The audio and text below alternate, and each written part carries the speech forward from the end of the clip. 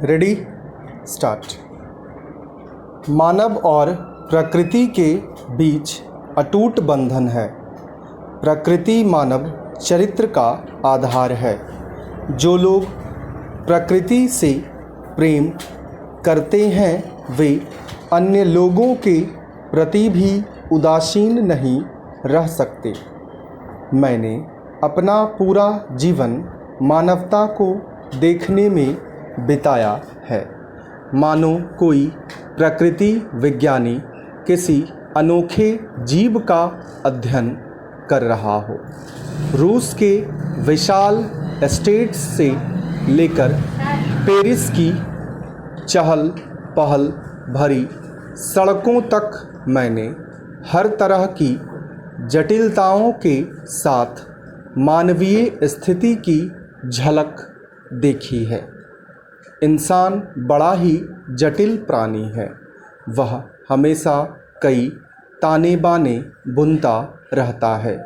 वह इंतज़ार करता रहता है कि अनुकूल समय आएगा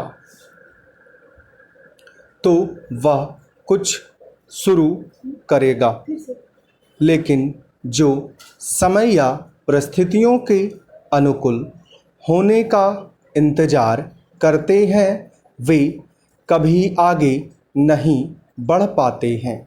यदि आप सोचते हैं कि आपको सब कुछ तैयार मिल जाएगा तो ऐसा नहीं है। परिस्थितियों के अनुकूल होने के इंतज़ार में हम कभी शुरुआत नहीं कर पाएंगे। दरअसल प्रकृति लोगों के तर्कों की परवाह नहीं करती।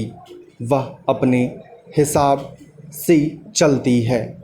हम तब तक उसकी सत्ता को स्वीकार नहीं करते जब तक कि उसके पहियों से कुचले नहीं जाते।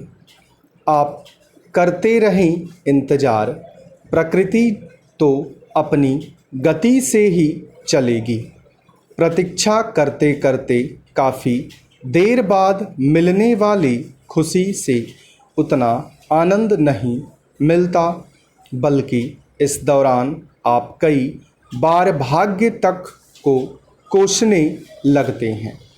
प्रकृति कोई मंदिर ना होकर एक कार्यशाला है और मनुष्य इसमें काम करने वाले कारीगर।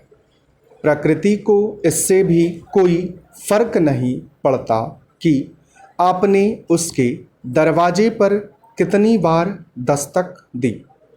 वह गूंगी है, आपको कोई जवाब नहीं देगी। वह वायलिन की तरह कंपन करेगी, पर आपको उससे संगीत की उम्मीद नहीं करनी चाहिए। इसलिए आप जो भी कर सकते हैं अपने लिए ही करें, दूसरों की कठपुतली ना बने।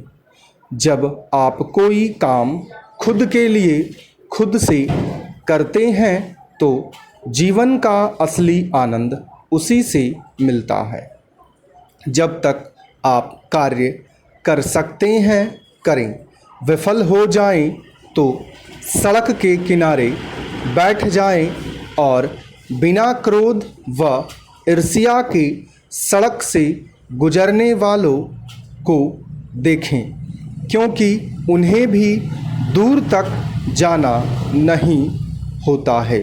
जो लोग खुद को एक व्यवस्था से बांध लेते हैं या कुछ चीज़ों में जकड़े रहते हैं वे सत्य को नहीं समझ सकते। वे एक परिपाटी पर चलकर उसी की पूंछ पकड़े रहते हैं, जबकि सच छिपकली की तरह होता है।